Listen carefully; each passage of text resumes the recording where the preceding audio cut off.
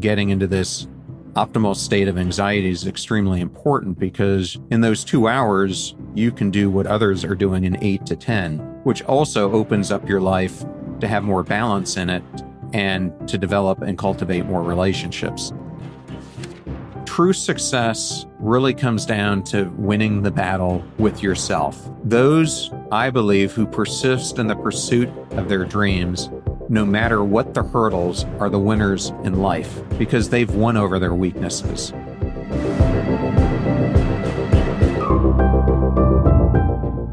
That's John R. Miles. He's a worldwide expert on intentional behavior change and the host of the top-ranked podcast Passion Struck with John R. Miles. Today, he's going to share his wisdom on how to achieve your life's objectives from his book, Passion Struck, 12 Power Principles to Unlock Your Purpose and Ignite Your Most Intentional Life. So you'll learn 1, how to feel impervious in the face of adversity and failure. 2, how anxiety makes you 400% more effective. And 3, how to visualize effectively. I'm Pete Makaitis. This is How to Be Awesome at Your Job. And now, here's John.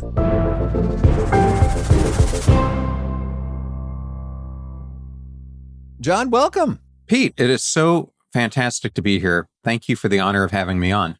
Well, yeah, I'm excited to dig into your wisdom, and I'd love it if you could kick us off with any particularly striking or surprising or extra fascinating discoveries you've made while doing your interviews and putting together your book, Passion Struck. A person I love to quote because I love her work is Sharon Salzberg. And she has a quote that I just love, that there's no commodity that we can take with us. There's only our lives, and whether we live them wisely or whether we live them in ignorance. And this is everything. Okay. And tell me more about how that really grabs you. It grabs me because I think so many of us live in the subconscious. We're not really active and being intentional in creating and crafting the life that we want. And so we end up living it in a way that isn't as authentic as it could be to what we could accomplish if we were aligning our actions with our ambitions and our long-term aspirations. And I think that's really what she's getting at, is the well-lived life versus a life of just going throughout our days as if we're a pinball, actively engaging with everything around us, but doing it in an unintentional way. That's a cool visual, or should I say a haunting, shocking visual. Thinking about a pinball just bouncing around and actively engaging with everything when some things are better to not be engaged with at times. Could you make this all the more real for us with a cool story of someone who found themselves kind of in pinball mode and then made some changes and unlocked some really cool stuff? Yeah, so a great person to highlight would be Dwayne "The Rock" Johnson, who I highlight in the book. And I think his story is a great one to illustrate this point, because if you look back upon it, we see the person today who's the megastar, one of the highest paid actors in Hollywood. But at the beginning of his career, he actually spent a pretty considerable amount of time without any money, basically living almost homeless before he found his way to going into the WWE. But at that time, he was going by his real name. And it wasn't until sometime after that that he took on The Rock, which was actually his father's name, and started to build his career. But what really differentiates Dwayne "The Rock" Johnson is that he is a constant reinventor. There's so many times in his life that he could have plateaued and stood where he was, but he continuously strove to take those steps that would take him to the next place. And so that led him next into acting. And then even when he was an actor, he envisioned himself becoming even a greater actor in the pinnacle of male actors of his time. And it was through this constant manifesting that he took himself from this point where his life was completely at a point of desperation to what we see today. Yeah, that is powerful. And I understand in his story that he pretty much just declared, I am going to be a superstar. And he took inventory of what's up. It's like, well, I'm pretty good at building muscles, so that's going to be part of the differentiator. And I'm going to hit the gym like mad in order to really become, jacked, huge, shredded, etc. So as to facilitate his journey to superstardom. No, I think that's absolutely the case. And I think you bring up something that's really important is he had already started having this long-term aspiration that he wanted to manifest. And then I think what he did and so many fail to do is he started to take those daily actions that were getting him closer, and he aligned those actions with the short-term ambitions that he had along the path to reaching the long-term aspirations that he wanted. And that's really the core of a lot about what I talk about through the lens of Passion Struck and creating a passion struck life is aligning those three very things. Well, it sounds like, is that how you would articulate the big idea or core message of Passion Struck, to make the shift from just existing and reacting and bouncing around like a pinball to getting in the proactive driver's seat and making it happen? Or how would you articulate the key thesis? Yeah, well, the core thesis is it is a state of alignment, like I talked about, where actions, intention, and ambitions and aspirations are in perfect harmony. But it's more than that. It's really represents a transformative mindset and behavior shift that's essential for what I think is rewiring the patterns of default that so many of us end up dictating our entire lives to attaining. And it really emphasizes the importance of synchronizing what we do, why we do it, what do we hope to achieve, ensuring that every step that we take is infused with purpose and passion. And so that's what Passion Struck really is it's this never-ending pursuit of becoming your ideal self, the best that you could possibly be. Oh, that's great. Well, you've got 6 mindset shifts and 6 behavior changes, and I'm going to rattle off the quick one-sentence version or teaser of what those are in a moment. But first, I want to give you first crack at it. I love that turn of phrase you had, rewiring our default setting. So answer me this, John. If there were a single setting within us, a toggle switch where we could shift the default from A to B, what do you think is the most leveraged, impactful shift we could make? What's our default setting? What's the optimal setting? And how do we make that transition? I think for me, what's top of mind today is motivation and what motivates us. So I think in default, we tend to be motivated by the extrinsic things in life, the things that we're led to believe will bring us happiness and success, which comes down to the money we make, the way we present ourselves to the world, the houses that we own, the neighborhoods we live in, the cars we drive, the titles we hold. And I think the shift that we really need to make is a shift towards intrinsic motivation acting as the cohesive glue that links our mindset, our behavior, and our deliberate action. That doesn't mean that you can live without extrinsic motivation. It just means that the default should be more leaning in on the internal drive that fuels our journey towards a life of passion and purpose. That does seem like a superior setting to be rolling with. John, tell us, how do we go about flipping that switch? So I think right now there is a profound sense of what I call unmattering in the world. And before I started this journey of creating Passion Struck, I was given this vision over a decade ago that I was being called to serve. At the time, the words that were coming to me were the lonely, hopeless, broken, beaten, bored, battered of the world. And I had no idea what to do with it because my backstory at that time was I was a successful business executive. I was a C-suite exec in a Fortune 50 company. And so when I started hearing these things, I had no idea what it was calling me to do, why, or what even I was supposed to be doing to serve these people. But I started to examine my own life and what was going on in it. And I find that we are often best positioned to serve the people that we once were. And that's absolutely what I talk about because I was living a life where I was consumed with the extrinsic motivations. And on the outside, it looked perfect. But inside, I felt completely numb and detached from the authentic self that I wanted to be. And I felt this profound sense of feeling that I didn't matter, that I didn't feel like what I was doing was fulfilling. And so what I really then went on with this was this journey of me search, of really doing core introspection into what was driving that state and how do I pivot to really having a different set of goals that were guiding me and reformulating how I was thinking, how I was perceiving what I wanted in life, but more importantly, how I could teach others to really understand that they did matter and that this feeling of being significant and valued is really anchored in our intrinsic motivation, energizing our pursuit of goals with relentless determination and the inner spark that not only influences how we persevere through challenges that we face, but also guides and defines our actions towards the objectives that we want in life. So that's the path that I ended up taking.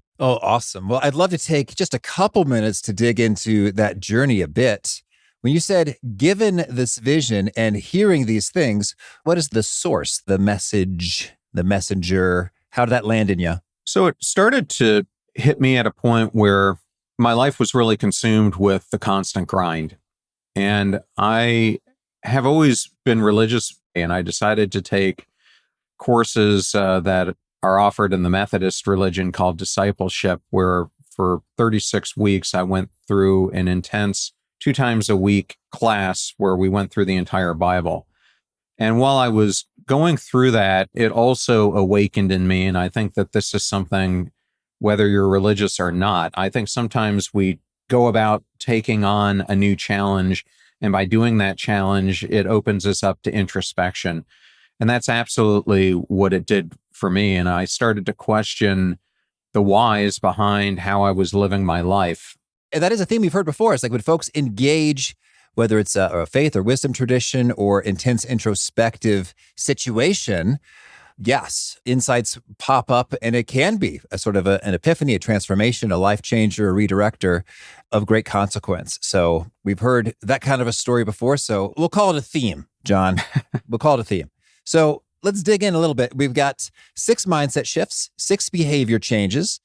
And inside your mindset shifts, we've got the mission angler, muster the power to do something great, the brand reinventor, never being afraid to reinvent yourself, the mosquito auditor, avoid the most dangerous animal on the planet, the fear confronter, realizing that you are your greatest competitor, the perspective harnesser, zoom out and tap into its power, and the action trader, permit yourself to dream the dream. I'm most intrigued by talking about harnessing perspective, zooming out and tapping into the power. Lately, I've just been seeing that as a theme in terms of like, I am going about my life and I see my iPad shows me an image like Apple Photos does of, oh, here's what was going on 3 years ago. You're like, whoa. Or just looking at photos in general is like, wow, that's a totally different time and place and an experience and perspective. And wow, because it feels like for me at times, what you're up in and this moment is all there is, all there ever was, all there ever will be. And Daniel Kahneman's got a great quote, nothing is as important as you think it is while you're thinking about it. And I think that is so on the money. So help us out here. If we want to harness some perspective, how do we in fact zoom out and tap into some good power of broader, wiser perspective? Yeah, so I think the first thing for the audience to understand is in the Western mindset that most of us who are listening to this are likely have been brought up in, it's deeply rooted in Greek philosophy, which excels in linear learning. So this whole concept of both and thinking, which is really an Eastern concept, doesn't get really bestowed on us. So we really enter the world by thinking and viewing it as either or instead of through the paradoxes that amplify the way we think. So to think about this and this both and paradigm, it's really thinking that our life has the possibilities where we can do things such as balance hard work with rest, merge self-discipline with self-compassion, finding harmony between solitude while also having community, integrating mind and body, and so on and so forth. But the way I try to break it down in this chapter is I go into the behavior science behind it by looking at the works of Marianne Lewis and Wendy Smith, who wrote a great book called Both and Thinking. And then I use the example of a good friend of mine, astronaut Chris Cassidy. And I think Chris's journey really highlights this difference in perspective and how it reshaped how he viewed challenges, how he viewed the world around him. And I'll just give a couple examples of that. So one of the core stories that I remember Chris talking to me about was his time going through basic underwater demolition school training to become a SEAL. And as he was going through Hell Week, everyone who's there is miserable. But I remember him telling me that in this point of misery, as he was colder than he's ever been in his entire life, he looked down the line of people who were next to him and he saw a Thai exchange student who was very thin, used to a completely different climate, and was so uncomfortable that he was actually buckling to and fro as he was looking at Chris. And Chris was looking back at him, and he realized that no matter how bad he had it, someone else had it worse. And it kind of gave him this courage to view life differently. Instead of looking at this as a never-ending trial, he looked at it as an opportunity, one, to see how far he could push his body, and to view it as if it was a rubber band where he could expand or detract these trying moments in life. And he found through that he could reshape his perspective to seeing that this was going to have a finite end. And all he needed to do was to concentrate on taking the conscious actions to let go of the things that were impacting him from achieving that goal. And that ended up leading him then throughout the remaining training and time in the SEALs as viewing these things that he would find himself encountering as finite periods of stress or trauma or action, and then training his mind to get through them. So I think that's just one powerful example of how you can implement it.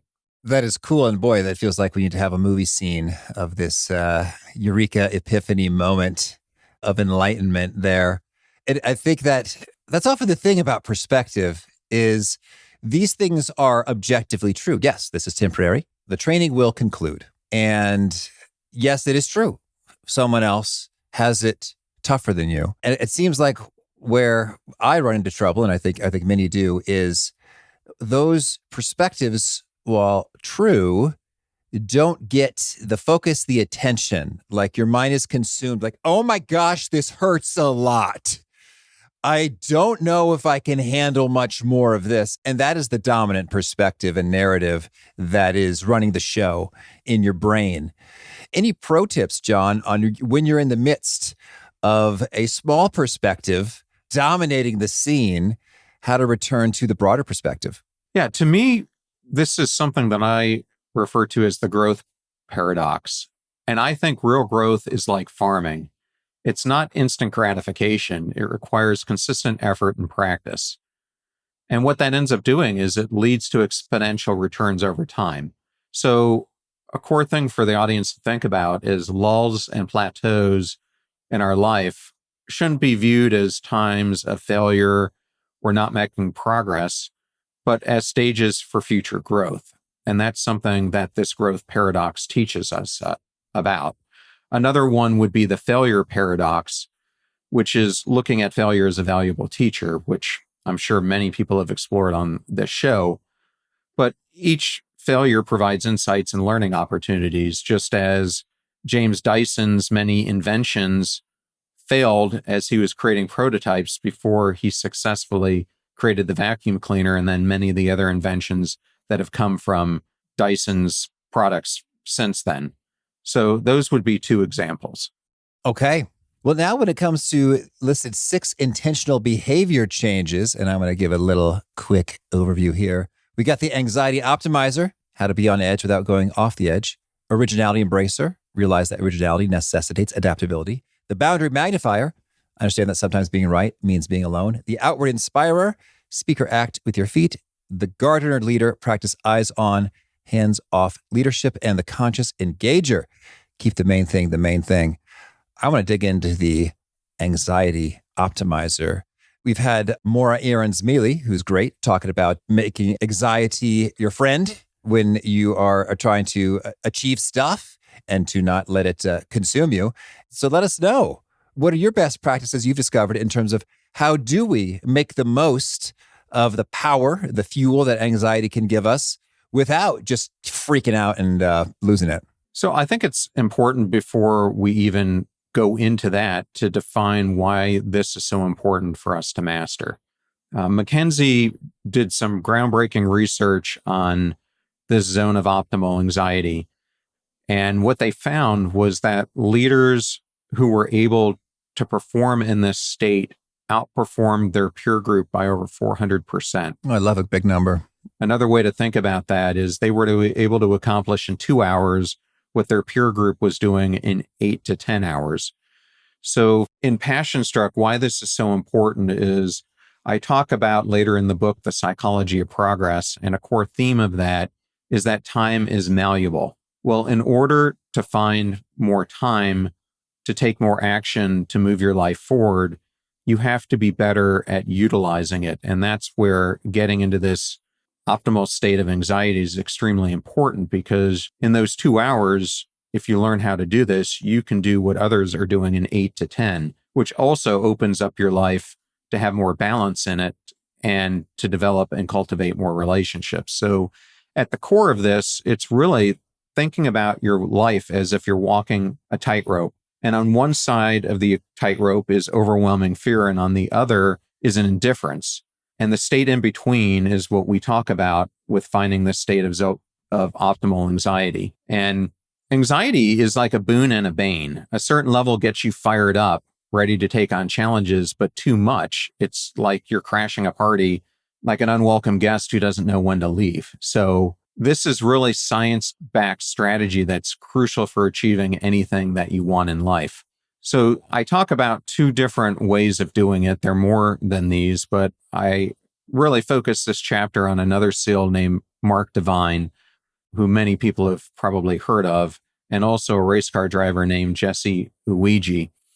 And Mark, when he was going through BUD/S himself, similar to Chris, was the first SEAL leader where his entire boat crew actually graduated from BUD/S. And the reason that whole crew was able to do it was because he taught them 4 critical things that allowed them to exist in this state of optimal anxiety.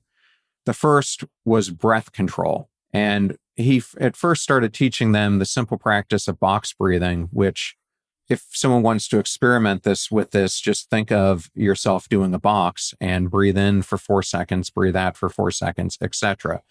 But this breath control is a dynamic way for you to control the energy that's flowing through you and to really target it in a different way by quieting down your emotions. The second thing he really taught these folks was to have a positive internal dialogue. And that, similar to the way Chris, as I talked about, shifted his perspective, they too could shift that positive internal dialogue and how they were approaching their days and the activities that they were going through. The next thing he taught them was the power of imagery, and how having that imagery of them graduating BUD/S, of them becoming a SEAL, and seeing that optimism and success would change the way that they were viewing the longevity of the task that was ahead of them. And lastly, and I think one of the most important things he taught them was the importance of targeted focus, of being present in the moment and getting through the activities that we were doing. So those 4 things, breath control, positive internal dialogue, imagery, and targeted focus, are the things that I highlight in the book. But a way that a person could think about this is we often end up spiraling. And one of the initial things that we can do is, if you practice that breath work, it allows you to have awareness. And to me, awareness is half the battle won, because if we have awareness, we catch ourselves before we even start spiraling, because we notice when unease starts creeping in, and that perhaps prickly feeling or that thing where your hair is rising. And that's your cue to understanding that you need to start taking some deep breaths and slowing everything down to allow yourself to get clarity. So that would be one starting point that I would talk about. Yeah, that's really cool. And you're making me think I really need to finish that book by Mark Divine, The Unbeatable Mind, I think it's called. I've started it and too many books crowded out, but there's a lot of goodness there. So I'm intrigued by this notion of optimizing anxiety. It seems like there's some interconnected ideas here, whether it's Stephen Covey talking about the growth zone is in the middle of the panic zone, and I think the complacent zone. Or Mihai Csikszentmihalyi says your flow state is when the task is not so easy that it's boring and not so hard that you're overwhelmed, freaking out. So it seems like all three of these conceptualizations have some overlap, but I like the way that you've zoomed it in on anxiety as an emotion, a signal, a trigger for you to tune into these dynamics that are going on.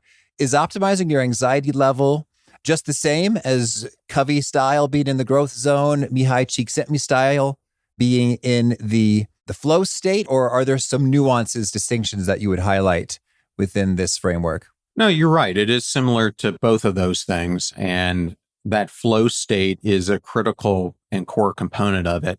To me, I think the phrase that really captures this the best is to learn to be on the edge without going over the edge. And the best vision that I heard to capture this was talking to NASCAR driver Jesse Uigi, who told me when he's driving the car, when he was too cautious, it would cause him to wreck because the other drivers were expecting him to do things that were more aggressive in his driving style. But when he tried to take it too far to the edge, he also would wreck out because he was trying to push things too much. So it was really finding that balance in between those two where he learned how to position himself to be on the edge without going over the edge. And to me, that's what makes this a little bit different. It's like riding the wave without wiping out. Because we've all heard of athletes who are in the zones, artists losing themselves in creation, coders crunching lines of code until time blurs. But what I'm talking about here is the underlying really emotion that lies underneath it. And how do you calm that as your entry point into going into this state? And to flip it, what if we don't have enough anxiety? Like we're too passive, chill about a matter, and we would do better to crank it up. I guess what's resonating for me is I'm thinking about, there was a time where I was hosting leadership conferences. And I remember the first time I did it, I was kind of anxious. Like, oh my gosh, I've never done this before. It's a big role, big deal.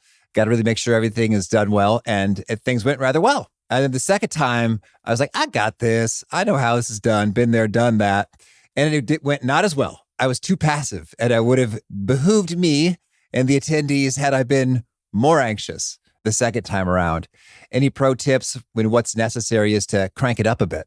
Yeah, I think I have a tendency, probably as people are hearing me talk, to be more like what you were describing. And so for me, if I'm giving a talk in that example, I really do my best to amp myself up. Because if you're too subdued, like you were talking about in that situation, people aren't going to feel the energy reverberating from you that you want them to feel. So I think it's really having that self-awareness, which I talked about earlier, of understanding where your emotional state is and the task that you're trying to complete and readjusting it based on the situation that you're faced with. So in that same situation, if I'm behind stage getting ready to go out there and give my best, I'm really pumping myself up. And something that I actually do is I visualize myself being someone other than myself at times. I often, going back to Dwayne "The Rock" Johnson, picture myself as him coming on the stage, and how would he present himself to the audience? What emotion would he give? And when I do that and I think about portraying him and the emotions on the stage, it completely changes how I myself am showing up and transforming it into a more profound version of myself. So I would encourage the audience if they're facing the same situation. That's something that I like to do. I was taught that by a speaking coach, is imagine someone else that you want to emulate and picture yourself being them as you're going throughout that activity. Oh, totally. We had a guest who used the term psychological Halloweenism. Yes. And I was like, you're donning the costume of the superhero or whomever that you want to be. And sure enough, somehow that just kind of influences your thoughts and attitudes and behaviors and results. Go figure. Really cool. Now, to that point about Mark Divine with those 4 things, with the visualization imagery, any pro tips or do's and don'ts on visualizing well? I think sometimes, for example, in a tough spot, if you're visualizing, oh, just a few more minutes till we get a meal or donuts or a smoke or whatever you're craving and feel deprived of, that sometimes that could be a counterproductive strategy in terms of getting the best from yourself over the long term. What are your perspectives on best and worst practices for visualizing and using imagery well? Yeah, to me, what I think is most important about it is being consistent in your application of it. And for me, there are 3 different ways that I like to do visualizations. The first is I like to do activations. So in the morning, I get up really early, 5 a.m. I go on this walk with my dog, and I use activations, which is a little bit different than a meditation. I'm activating the way I want my life to unfold. I'm activating how I want my day to go.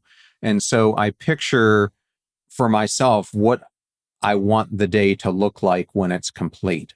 And I kind of walk through what I want my morning to look like, what I want to get accomplished, what I need to do in the middle of the day, what I need to do in the late afternoon, but then also visualize how I want to show up for my loved ones. So that's one way that I think you can do it, is through those activations.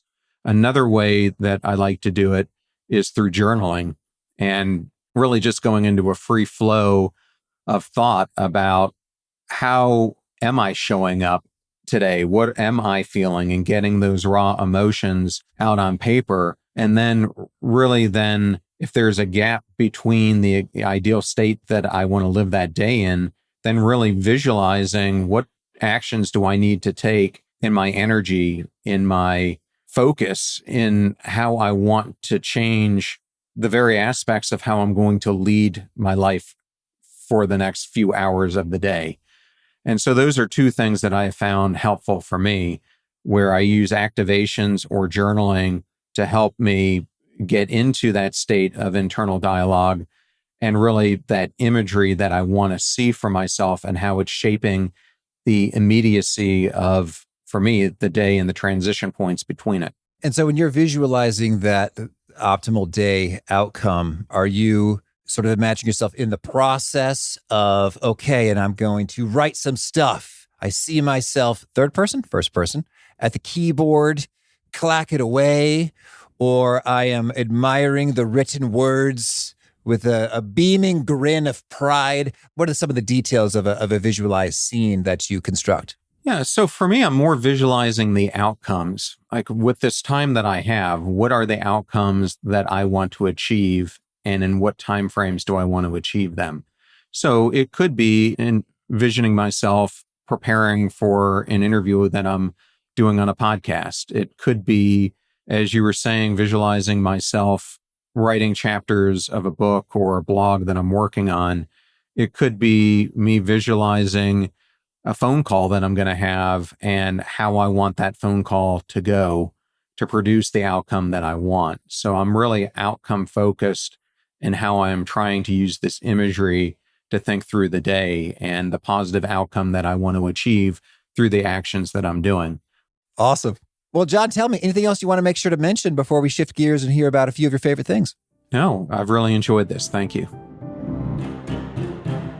Big thanks to John for sharing his wisdom with us, and big thanks to our sponsors. Check them out.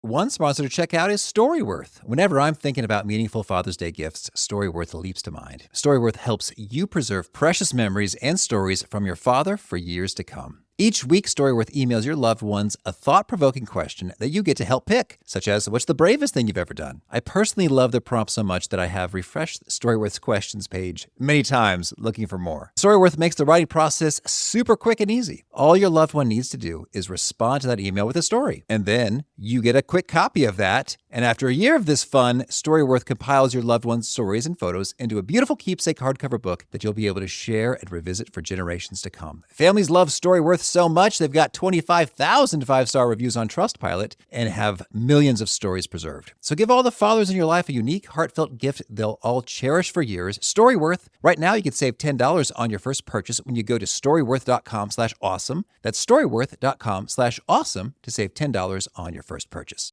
One sponsor to check out is Harvard Business Review. This brilliant magazine, published at hbr.org, is the leading destination for smart management thinking. Fun fact, HBR has been mentioned in 108 episodes of the show. That's because HBR has great stuff that comes up often. They've got explainer videos, podcasts, real-world case studies, and much more. I think of HBR each night that I put on my special orange glasses. Their article, Will Blue Light Glasses Improve Your Sleep?, revealed that those who wore them reported better sleep and a 7% improvement in work performance as compared to those who wore the sham glasses. So I cite HBR anytime anyone tells me that I look silly wearing them. Now, much of HBR's content is available for free when you sign up at their site. Subscriptions that get you unlimited content cost $10 a month. If you visit hbr.org/subscriptions and enter the promo code AWESOME, you can save 10% off of that subscription. Again, to save 10% off of your HBR subscription, go to www.hbr.org/subscriptions and enter the promo code AWESOME. And big thanks to our sponsor, Acorns. Acorns makes it easy to start automatically saving and investing for your future. You don't need a lot of money or expertise to invest with Acorns. In fact, you can get started with just your spare change. Acorns recommends an expert-built portfolio that fits you and your money goals, then automatically invests your money for you. NerdWallet.com, whom I love on these sorts of matters, gives Acorns a whopping 4.7 stars and says, quote, if you want to make the most of your spare change, there's no better place to do that than Acorns. Head to acorns.com/awesome or download the Acorns app to start saving and investing for your future today. And we got a legal disclaimer here. It may not be representative of all clients. Tier 1 compensation provided. Compensation provides an incentive to positively promote Acorns. View important disclosures at acorns.com/awesome. Investing involves risk, including the loss of principal. Please consider your objectives, risk tolerance, and Acorns' fees before investing. Acorns Advisors LLC, Acorns, is an SEC-registered investment advisor. Brokerage services are provided to clients of Acorns by Acorns Securities LLC, member FINRA/SIPC. For more information, visit acorns.com. All right. Well, now could you give us a favorite quote, something you find inspiring? This one is from Henry David Thoreau, and he says that the mass of men lead lives of quiet desperation. And I also love the quote by Mark Twain that 20 years from now, you can look back upon your life and you can either choose to live it by stepping out into the unknown, or you can choose to live it, as Sharon Salzberg said, in constant anticipation of what if or could be. All right. And could you now share a favorite study or experiment or bit of research? So some research that I really like is that of Dr. Benjamin Hardy and some of the work that he's done with Dan Sullivan. Of top of mind to me is some of the work that he's done on Future Self, where he's looked at the difference between the gap versus the gain, where so many of us live in this comparison trap where we're constantly living our lives in the gap because we're trying to compare who we are to some ideal that is just almost impossible for us to achieve. It would be like me trying to compare myself as a speaker to Dwayne "The Rock" Johnson or to Ed Millett or someone who's been doing this to an extremely professional level. Whereas I could be looking at my life in the gains that I'm making, where I'm comparing my current self to my past self and looking at the incremental progress that I've made. And I think that's really important when we think about the life that we want to craft, is how do we develop the mindset shift from going from the comparison trap of living in the gap to living our lives more in the gains. Mm-hmm. And a favorite book? I think one of the most profound books I've ever read that's influenced me personally was Quiet by Susan Cain. All right. And a favorite tool, something you use to be awesome at your job? At first, I was fearing what AI would do And so I was trying to not use it, but I've really figured that it's not going away. So if AI is going to be around for a long time, I better become an expert at using it. So I have really been going further and further down the rabbit hole of what are different ways that you can use AI to make not only your career better, but your life better. All right. And is there a particular nugget you share that really seems to connect and resonate with folks? They quote it back to you often? True success really comes down to winning the battle with yourself. Those, I believe, who persist in the pursuit of their dreams, no matter what the hurdles, are the winners in life because they've won over their weaknesses. And to me, that is really a profound thing that I want people to take away, is that we all have our different definitions of success. But to me, the biggest battle that any of us have is with the inner critic that presents itself to us each and every day, and learning how to win over that critic and to overcome the self-limiting beliefs that hold so many of us back, to me is the key to what Sharon Salzberg was talking about and how we choose to live our life, whether we choose to live it in excellence or with ignorance. Okay. And if folks want to learn more or get in touch, where would you point them? So the two best places would be my two websites. If you want to learn more about me personally, you can go to john_r.miles.com. If you want to learn more about the Passion Struck movement, my podcast, things like that, you can go to passionstruck, struck.com. And a really great thing that people can do if they want to try it out is I created a quiz when I launched the book that will help people understand where they sit on the Passion Struck continuum. It's about 20 questions, takes about 10 minutes, and they can find that on passionstruck.com. All right. And do you have a final challenge or call to action for folks looking to be awesome at their jobs? Yes. Often our choice of career is dictated more by the allure of stability and safety than by passion and fulfillment. And I ended up being about 20 years into my career when I came to the profound realization that I had become an absolute expert at making money for others and making others' dreams come true, but I wasn't making my own dreams come true. So really, it's confronting this fear of uncertainty that pushes many of us towards professions that we feel less connection to, resulting in what I think is so many people feeling unfulfilled or disengaged in the workplace. So what I would encourage people to do is to take that other path, the path to start making your own dreams come true and finding something that you feel is fulfilling at your heart, and that you wake up just with this unending desire and passion and ignition within, that it's propelling you to just want to do that with your life. And that really gets down to exploiting your uniqueness, your unique gifts to find a problem that's worth solving in the service of others. Beautiful. Well, John, thank you. I wish you many more adventures and days of passion. Well, thank you so much, Pete, for having me on your show. That was an absolute phenomenal interview, and I can see why your show is so popular.